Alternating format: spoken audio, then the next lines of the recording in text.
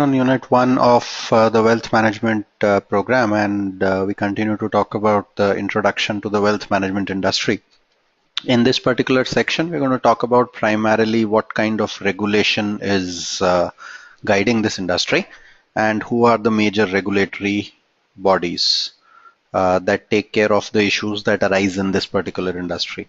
If you remember, in the previous section, we've already discussed that the ecosystem of this industry allows some sort of a conflict of an interest because of the loyalties of the advisor in this interest in this industry, the way the product gets sold, which is the client, the advisor, and the product manufacturer, and the equation between them as to how the product is being recommended or sold.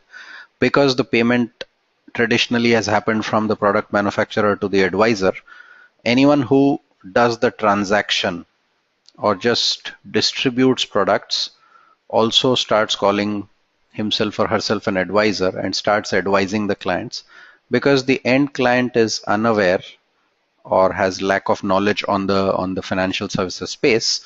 The client invests in the product manufacturer's product based on this advisor's advice, and hence there is a conflict of interest because the payment is happening here. So if the product manufacturer pays more, there is a possibility that an incorrect product gets sold into the industry, right? Now, the regulatory bodies have basically understood this, and that's why a lot of regulation has started creeping into the entire spectrum of wealth management.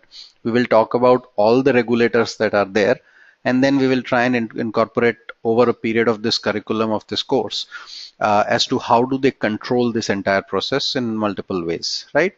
So we will look at the broad set of stakeholders who are essentially either a regulator or a player. So who all are regulators in this segment and who all are the product manufacturers, right? So you have something called as SEBI, which is Securities and Exchange Board of India. That's a regulator. You have IRDA, which is Insurance Regulatory and Development Authority. So this is a regulator. This is a regulator. You have stock exchanges, which are basically marketplaces where people will transact on variety of financial products or stocks. In a sense, they are also kind of regulators, right? Because they deal with some sort of, they put in a mechanism around how stocks can trade or even funds can trade on a particular exchange, right? So they regulate the flow of that entire scenario. There are a couple of other set of people who are stakeholders. So you will have a stakeholder in the sense of a depository participant and a custodian. We will talk about these as we go along as to what their role is.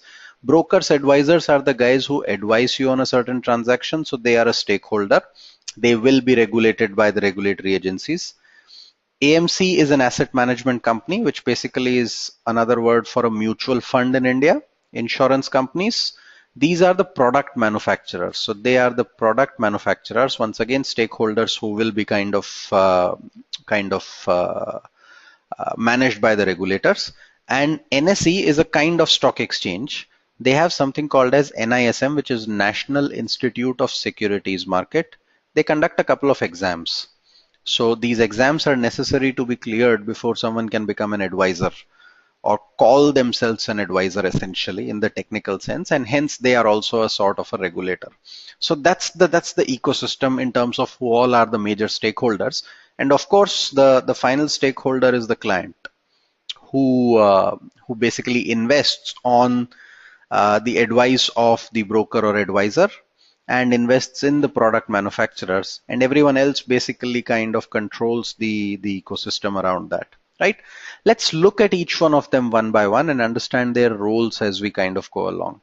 So the first one is Securities and Exchange Board of India, known as SEBI. What is the role of SEBI?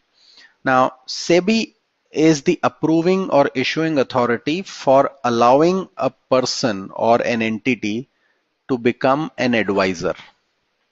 Earlier, anyone in India could become an advisor. You and I could just go out on the street and start recommending financial products to people.